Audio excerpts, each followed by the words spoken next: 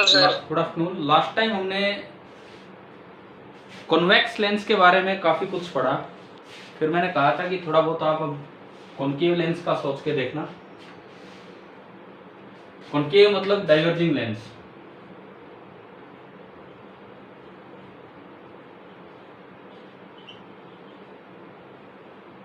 तो अब हम डाइवर्जिंग लेंस के बारे में देख रहे होंगे। सपोज ये कोई लेंस है और ये डाइवर्जिंग है, तो इट मीन्स इसकी फोकल लेंथ नेगेटिव है। ये इस तरीके से ये अपने प्रिंसिपल एक्सिस बनाया। नेगेटिव होने का मतलब है कि इसका सेकंड फोकस इधर है, ये ऑप्टिकल सेंटर। अब हम रियल ऑब्जेक्ट लेके इसकी अलग अलग जगह जो हम करते थे, इसमें छोटी सी टेबल बनती है, वहां तो बड़ी टेबल बनी थी।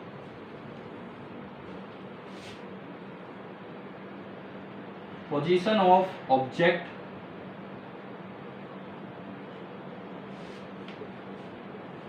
नेक्स्ट है position of image, and next है नेचर, ओरिएंटेशन,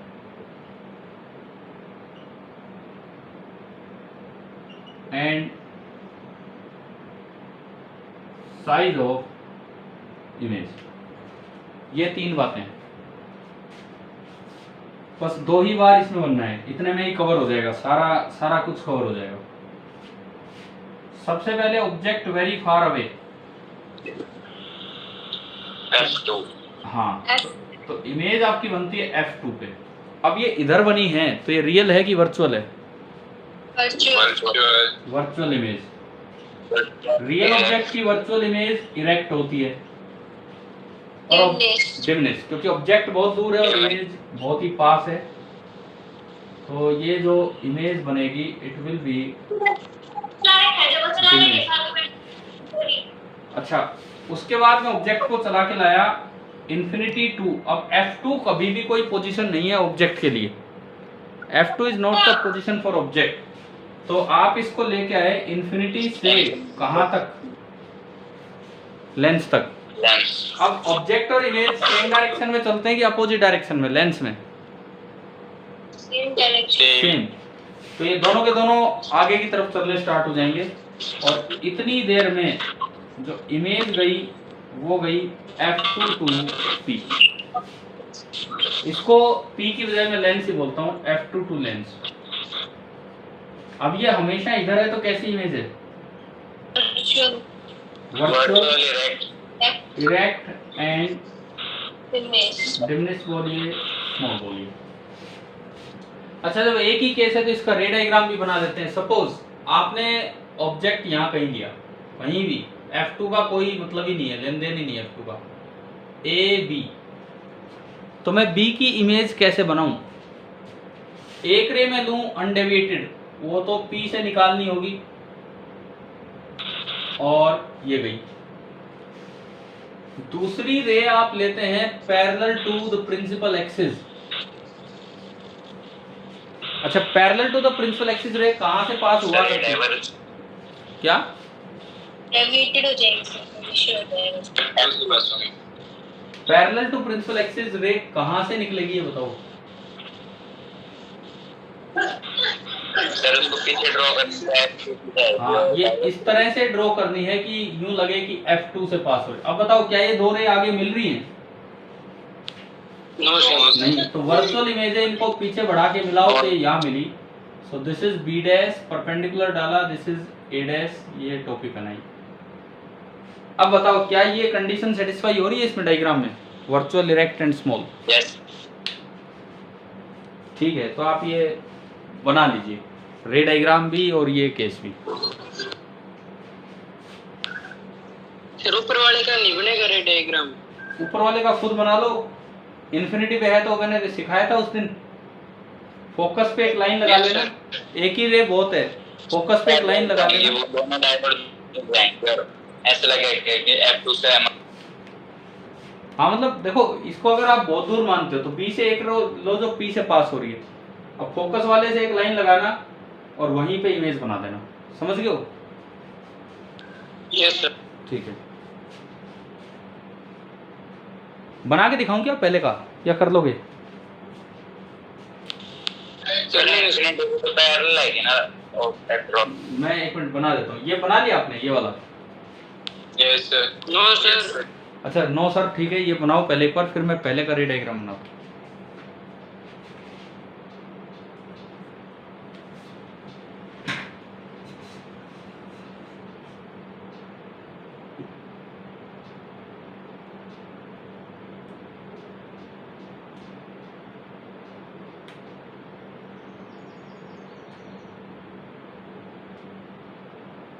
यस सर। ठीक है, सर आप कन्या में रहते हैं? हाँ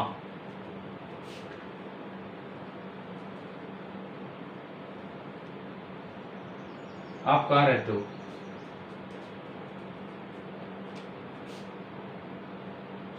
सर लोग की कोसली की साइड आते थे। ठीक है ठीक है ठीक है ठीक है।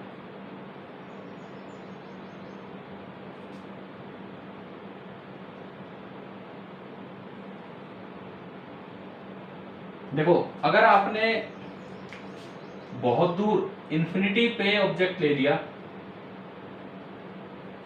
इसका सेकंड फोकस सपोज यहाँ है, तो अब क्या करो, बी से एक रे डालिए जो पी से पास हो, पी से ऑप्टिकल सेंटर से, और इसको सीधा निकालो। अब फोकस वाली जगह पे एक लाइन बनाए, जहां भी ये रे कट करेगी वहीं पे इमेज हो जानी है, यानी कि this is B dash and this is A dash. उसके बाद एक और रे आप दिखा सकते हैं, मैंने कल सिखाया था, लेकिन ये इतनी दूर से आ रही कि यहां आते आते कैसे हो जाएगी, पैरेलल। अब इसको आगे कैसे बढ़ाना है, स्केल की मदद से इसको यहां ज्वाइन करके और यूं ले जाओ। क्या ये आगे फैल रही है? अब दोनों रेज Yes, आगे sir. फैल रही है, पीछे बढ़ा रहे हो तो ये बी डैश पे मिल रही है। ये तरीका है इसके रे डायग्राम। Okay sir. ठीक है, बना लो पहले वाले का ये रे डायग्राम हो गया, दूसरे का हो गया।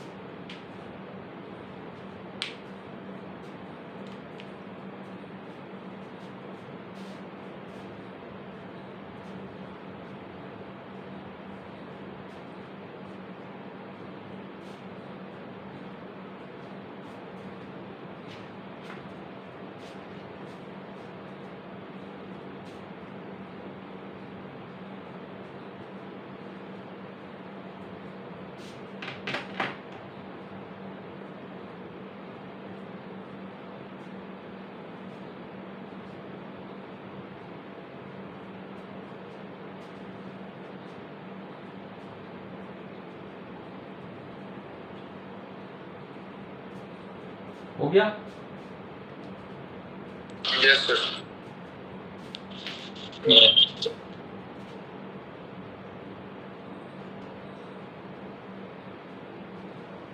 तो कॉनकेव लेंस तो फटाफट ही पूरा हो गया, कॉन्वेक्स में तो फिर भी डिस्प्लेसमेंट मेथड कई चीजें आई। अब देखो, लेंस का जो मेजर काम है वो है कि कोई रे आती है उसको डेविएट कर देता है। तो कितना डेविएट करता है, अब हम इस चीज पे चलेंगे।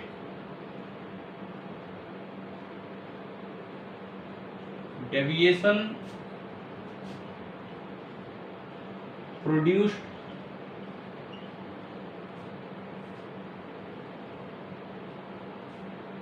Bye a lens, deviation produced by a lens, ये हमें देखना है, ये सीखना है।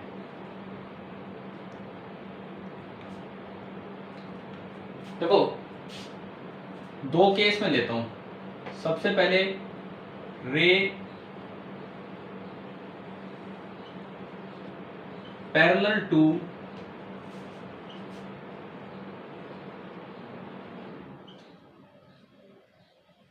The principal axis. पहला केस ये है, या आपने जैसे कन्वर्जिंग लेंस लिया, ये इसका प्रिंसिपल एक्सिस है, ये इसमें ऑप्टिकल सेंटर, और कोई रे यहाँ इंसिडेंट होनी है ऑप्टिकल सेंटर से h डिस्टेंस अवे। कोई रे इसमें यहाँ इंसिडेंट हुई है ऑप्टिकल सेंटर से h डिस्टेंस दूर इधर, तो ये कन्वर्ट कराएगा, और ये पैरेलल टू प्रिंसिपल एक्सिस है, तो ये कहाँ से पास होगी ये वाली रे? इसके फोकस। मान लो इसकी फोकल लेंथ f है, तो जो इसका f2 है वो f डिस्टेंस आ गया, क्योंकि f तो पॉजिटिव है इस लेंस के लिए, और ये रे यूं बेंड होके f2 से निकल के चली गई है। तो अब अगर हम देखें ये लाइन बिल्कुल सीधी जानी थी लेकिन इतना बेंड होगी, तो डेविएशन, यानी कि डेविएशन कितना है? ये एंगल डेल्टा। डायग्राम आ गया समझ? ठीक है। अच्छा ये डेल्टा है तो ये भी डेल्टा होगा, alternate interior angle between the parallel lines. और इस ट्राइंगल में टेन डेल्टा कितना होगा? टेन डेल्टा बताओ। h by f perpendicular upon base, and for paraxial rays हम केवल पैरेक्शियल ऑप्टिक्स पढ़ते हैं। पैरेक्शियल रेज के लिए एंगल्स छोटे होते हैं, और अगर एंगल छोटा होगा तो टेन डेल्टा को आप नियरली क्या लिख पाएंगे? डेल्टा। तो इस केस में डेविएशन आ गया h by f। h वो डिस्टेंस है जहां रे जाती है प्रिंसिपल ऑप्टिकल एक्सिस से, सॉरी इससे ऑप्टिकल सेंटर से, और f इसकी फोकल है। तो ये तो पहला केस हुआ जब ray parallel to principal axis. Note कीजिए, फिर दूसरा केस करेंगे।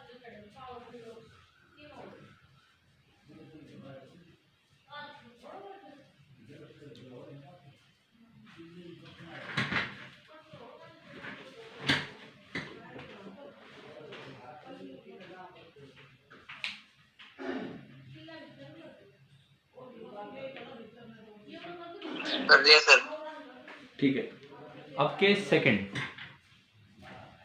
सर एक मिनट। ठीक है ठीक है ठीक है, करो।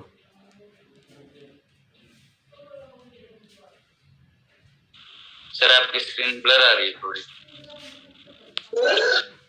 भाई यार ये तो नेटवर्क की वजह से होगा जो भी। यार सर क्लियर है सर। ठीक है, सेकंड जो होगा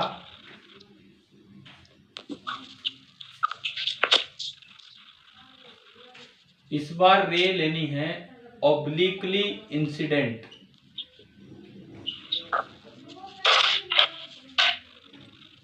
या obliquely inclined.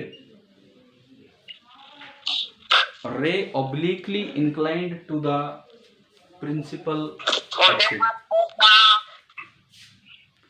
Ray obliquely inclined to the principal axis, जैसे कि मतलब मान लो यहां कहीं ऑब्जेक्ट होता, सपोज यहाँ कहीं ऑब्जेक्ट होता। यार उपेंद्र आप ये माइक ऑफ कीजिए अपना। सपोज यहाँ कहीं ऑब्जेक्ट होता और ये रे ऐसे जाती, तो क्या ये किसी एंगल पे बन गई कि नहीं प्रिंसिपल एक्सिस के साथ? ठीक है। अब ये फोकस में से पास नहीं होगी, अब ये जहां से भी पास होगी, कहीं से भी हो, जहां से भी होगी वहां इमेज बन रही होगी, है ना? समझ आ गई? अब अगर इसका डेविएशन दिखाना हो तो ये लाइन यूं मुड़ी एंड ये आपका डेविएशन है, तो इस बार हम इसका डेविएशन निकालेंगे कि कितना होगा।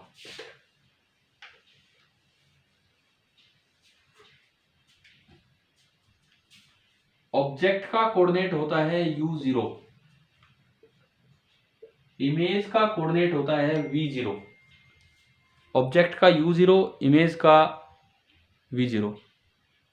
अच्छा, उसके बाद u की वैल्यू -po एंड v की वैल्यू है +pi। ये तो डाउट नहीं है ना इसमें, तो हम कैसे लिखते थे पता ही आपको। तो po आपका हो गया -u एंड pi आपका हो गया v। ठीक है। अब देखिए, मान लो ये एंगल अल्फा और ये एंगल बीटा।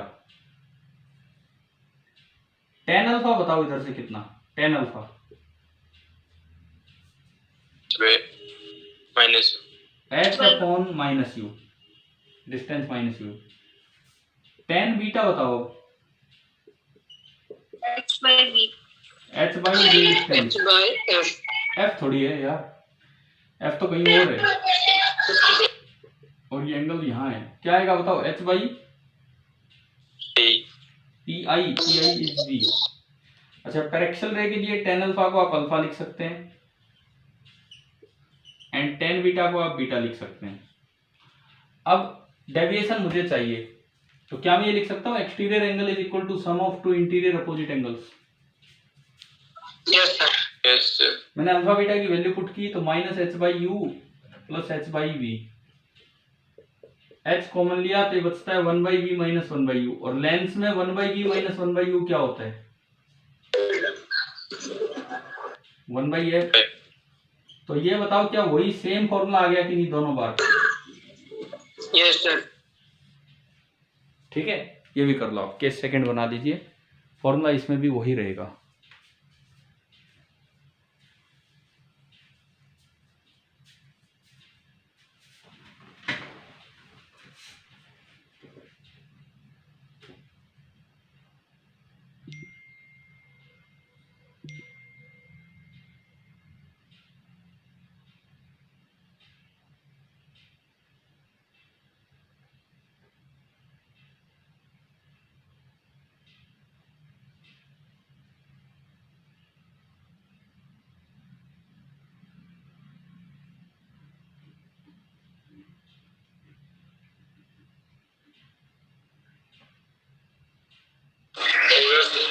ठीक है,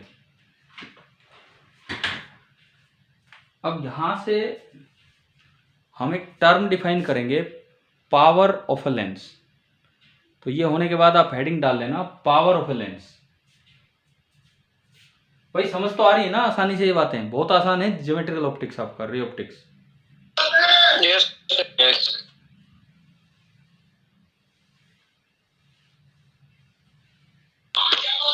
सर इस बार वाले सिलेबस में चैप्टर कंप्लीट हो जाएगा? पता नहीं, क्या मुझे ध्यान भी नहीं होगी उसमें कितना था। कब है टेस्ट? भी तो अभी लेट ही है, 26 तारीख को है ना? Yes sir. यस। इससे अगले सिलेबस में क्या आ रहा है, इससे अगले सिलेबस में पहला टॉपिक क्या है, उससे पता लग जाएगा। देख के बताओगे इससे अगले सिलेबस में पहला टॉपिक क्या है, मतलब 10th का? Optical instrument. हाँ तो वो तो आगे गया। अच्छा, मतलब ये प्रिज्म और ये सब इधर ही दे रखा है इसी में? Yes sir. तो हाँ, ये आपका ऑप्टिक्स ही फिनिशिंग की तरफ है। ऑप्टिकल इंस्ट्रूमेंट तो 12th का टॉपिक है, 10th का नहीं है, लेकिन चलो एनटीएससी के लिए हम पढ़ लेंगे, बट वो 12th का टॉपिक है तो वो तो हम देख लेंगे, लेकिन उससे पहले हमें करना ही है सारा। तो अगला आप देखो, पावर ऑफ ए लेंस। देखो पावर, कोई चीज कितनी पावरफुल है, मतलब उसकी क्या करने की एबिलिटी है, वो उसको कितना कर पा रहा है। एक लेंस डेविएट करता है तो कितना डेविएट कर पा रहा है, कन्वर्ज करवा पा रहा है, डाइवर्ज करवा रहा है। तो अगर क्वालिटेटिवली बात करूं,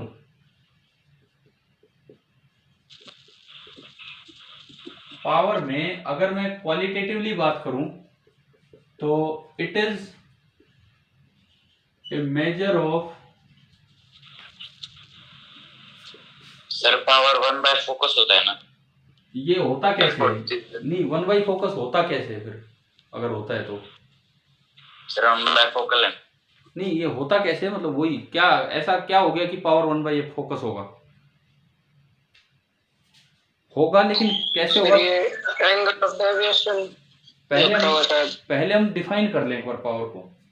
qualitatively it is a measure of, converging lens है तो कन्वर्जेंस, डाइवर्जिंग लेंस है तो divergence, introduced by a beam, introduced by the lens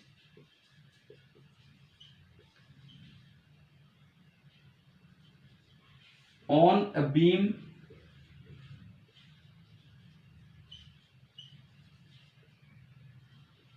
falling on it। कोई बीम उस पर आ रही थी, उसमें कितना कन्वर्जेंस या डाइवर्जेंस इंट्रोड्यूस होगा लेंस के द्वारा। लेकिन ये क्वालिटेटिव बात है। अब बात ये है कि इसको मेजर कैसे करें। क्वांटिटेटिवली पावर की ये डेफिनेशन होती है, power is equal to tangent of delta if h is 1। ये डेफिनेशन होती है पावर की, क्वांटिटेटिव डेफिनेशन। h1 का मतलब ऑप्टिकल सेंटर से यूनिट हाइट पे, ऑप्टिकल सेंटर से यूनिट हाइट पे अगर कोई रे आती है, ऑप्टिकल सेंटर से यूनिट हाइट पे अगर कोई रे आती है, उसमें कितना डेविएशन प्रोड्यूस हुआ है उसका टेन थीटा लेना, ये आपका पावर होती है। Power is equal to tan delta. समझ आया क्या है क्या नहीं है? ठीक है। अब देखो इसको हम देखते हैं कैसे क्या आएगा। डेल्टा का फॉर्मूला क्या है? For paraxial rays tan delta nearly बराबर किसके होगा? डेल्टा। डेल्टा तो मैं इसको टेन डेल्टा भी लिख सकता हूँ। टेन डेल्टा कितना हो गया? Square. If h is equal to 1 then tan delta is equal to p। ये आप इसमें यूज करो। h अगर 1 है तो tan डेल्टा पावर है, तो h की जगह 1 रखो, tan डेल्टा की जगह पावर, तो पावर कितना आ गया? ये जो आप बता रहे थे ऐसे निकल के आती है कि पावर होती है 1 अपॉन फोकल लेंथ, और फोकल लेंथ तो पॉजिटिव भी हो सकती है नेगेटिव भी, तो पावर भी उसी के अकॉर्डिंग चलेगी, साइन के साथ ही लेना होता है। तो फॉर अगर आप कन्वर्जिंग लेंस चलते हो, पॉजिटिव, कन्वर्जिंग लेंस के लिए फोकल लेंथ पॉजिटिव तो पावर भी पॉजिटिव। फॉर डाइवर्जिंग लेंस अगर आप चलते हैं तो फोकल लेंथ नेगेटिव है, तो इस वजह से जो पावर होगी वो पावर भी आपकी नेगेटिव ही होगी। और रही बात इसकी यूनिट की, अगर मैं इसकी SI unit of optical power की बात करूं डायोप्टर, तो वैसे तो ये होती है फोकल लेंथ मीटर में होती है, तो मीटर इनवर्स, लेकिन इस मीटर इनवर्स को ऑप्टिकल पावर में एक नया नाम दिया गया dioptre, symbol capital D।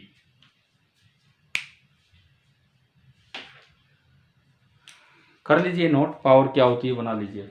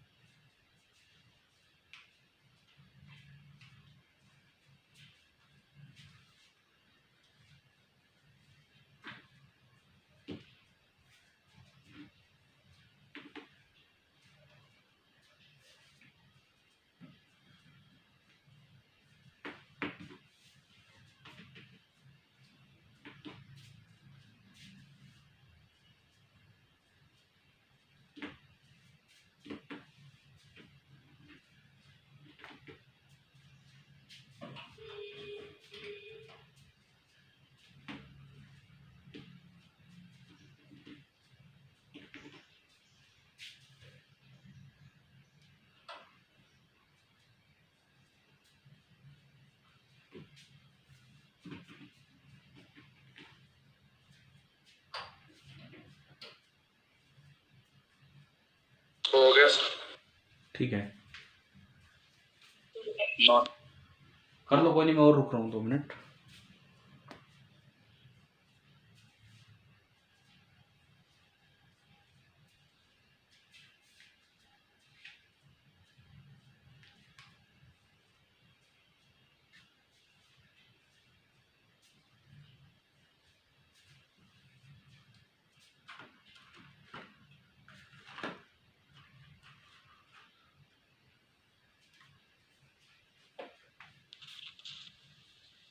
Sir unit क्या लिखिए? 1 metre inverse focal length metre में होती है तो मीटर इनवर्स में है, और इस मीटर इनवर्स को यहाँ नाम दिया जाता है डायोप्टर।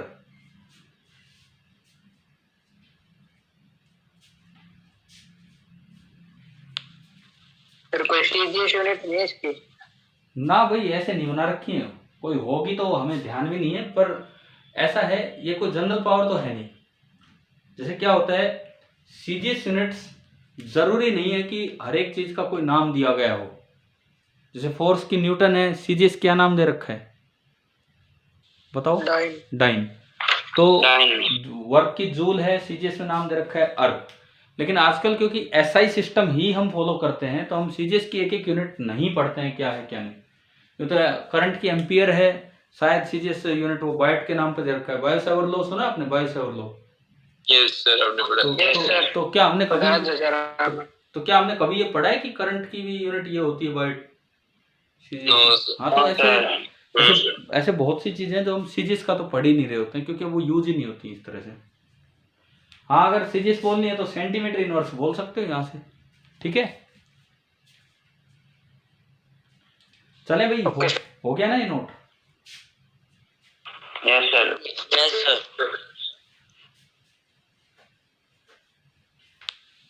और आपकी स्क्रीन ब्लर आ रही है sir? No sir. No sir. अच्छा देखो, आप सुनो, एक छोटा सा सवाल लेते हैं। मान लो फोकल लेंथ लेंस की दी है -25 सेंटीमीटर, फाइंड पावर। बस एक और ये करके दिखाओ।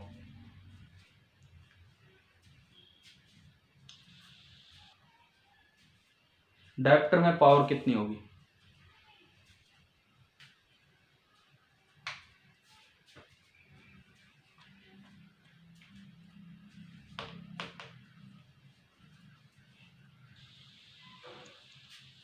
-4। हाँ ठीक है, -4। बिल्कुल सही। पहले तो इसको ना सर -4। पहले तो इसको मीटर में कन्वर्ट किया करो। So this is -25/100 metre, -1/4 metre. और अब पावर लो तो इसका रेसिप्रोकल, तो दैट इज -4 डायोप्टर। और माइनस का मतलब है ये कन्वर्जिंग है डाइवर्जिंग है बताओ? डाइवर्जिंग। डाइवर्जिंग। ये एक डाइवर्जिंग लेंस है।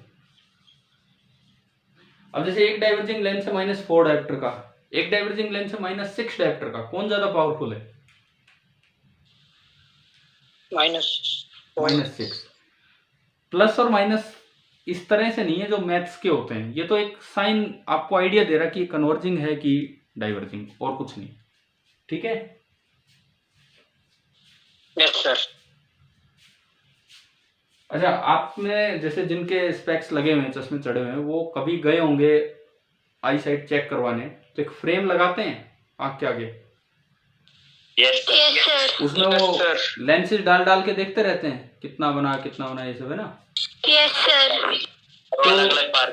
तो यूं बताओ, वो ऑप्टिशियंस जो होते हैं वो पावर की टर्म्स में बात करते हैं कि फोकल लेंथ की टर्म्स में बात करते हैं? पावर। क्यों पावर की टर्म्स में क्यों बात करते हैं, फोकल लेंथ में क्यों नहीं? सर फोकल लेंथ भी hard to understand. Hard to understand, तो ये बात आपके लिए है, उनके लिए तो नहीं है, ऑप्टिशियंस के लिए तो नहीं है। ऑप्टिशियन तो फोकल लेंथ में बात कर सकते हैं ना आपस में, लेकिन वो कन्वर्जिंग और डाइवर्जिंग का पता भी करता है। वो तो दोनों से पता लगता है, पावर से भी, फोकल लेंथ से भी। फोकल लेंथ नेगेटिव है पॉजिटिव है? सर फॉर्मूले में 1/f आता है, तो सीधे बात कर ना। वो सुनो, ये मैं यहां से आपको सिखाता हूं कि क्यों ऐसा है। नेक्स्ट हम लेके चल रहे हैं thin lenses in contact. Thin lenses in contact, ये हमारा अगला टॉपिक है। सपोज कोई भी दो लेंस हैं, थिन लेंस है, और वो कॉन्टैक्ट में है। मैं नहीं कह रहा कि दोनों कॉन्वेक्स ही लेने जरूरी है, आप एक कॉन्वेक्स एक कॉन्केव भी ले सकते हो। एक की फोकल लेंथ है f1 और एक की फोकल लेंथ है f2। सर कनिमा में बारीक बारीक, क्या? कनिमा में बारिश। अरे पता नहीं, मैं अंदर हूँ अभी। बाहर पिछले 3-4 घंटे से मेरी क्लासेस चल रही, मैं एक रूम में हूँ, तो मुझे बाहर का माहौल नहीं पता अभी क्या है। लेकिन सर घर से बाहर, लेकिन देखो अब लाइट गई, इसका मतलब बारिश तो आई गई लगती है यार। आपके कहते ही ना कुछ ऐसा माहौल हो गया बारिश का, आंधी आ रही बहुत तेज। चलिए एक बार बस ये लास्ट फिनिशिंग टॉपिक लेते हैं आज का। देखिए, अगर मान लो ये ऑब्जेक्ट है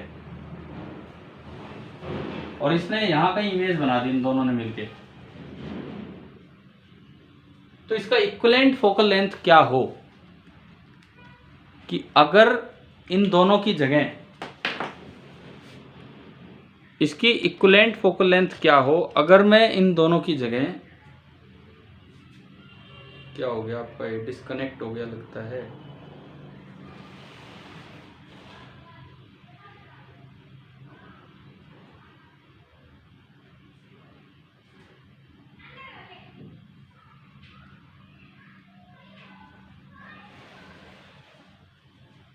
अगर मान लो हमें इसकी इक्विवेलेंट फोकल लेंथ निकालनी हो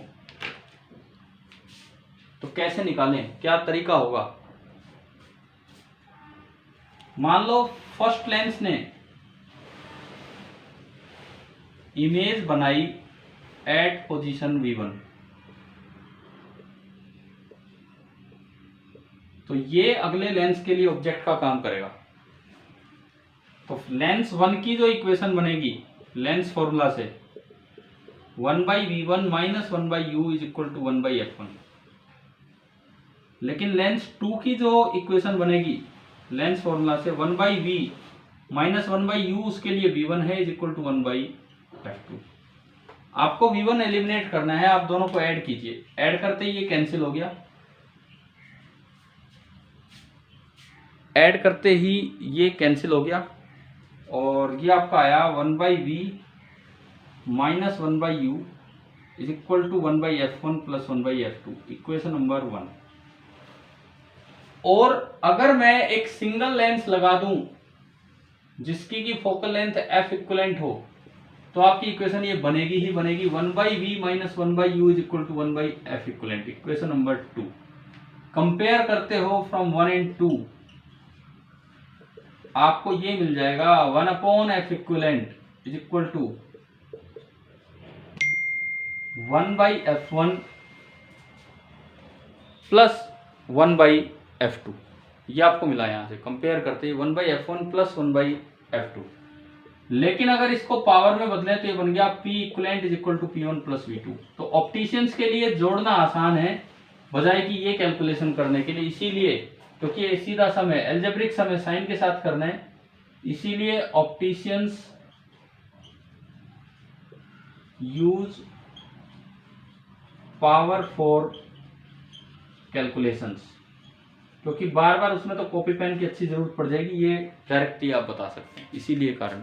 और इसमें विद साइन रखना है, एक कॉनकेव एक कॉन्वेक्स है, तो एक पॉजिटिव एक नेगेटिव और रिजल्टेंट कैसा भी आ सकते हैं। ठीक है, आगे हम नेक्स्ट टाइम कंटिन्यू करते हैं।